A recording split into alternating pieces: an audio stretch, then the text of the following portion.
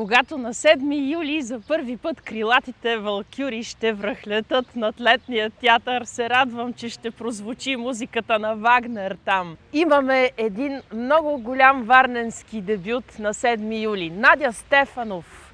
Хайко Бьорнар, световно известен тенор във Вагнеровия репертуар, ще ни гостува в ролята на Зигмунд. И ви каня всички, заповядайте на емблематични откази от Валкюра. Ще чуем цялото първо действие, ще съпреживеем любовта между Зигмунд и Зиглинда. Световната звезда Оли Зигурдарсон ще пее Вотан.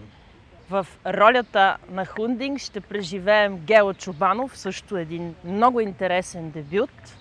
И валкюрите ще бъдат нашите девойки начело с прекрасната Йорданка Дарилова като Брунхилда и всички варненски прими. Заповядайте на 7 юли в летния театър. Емблематични откази от Валкюра.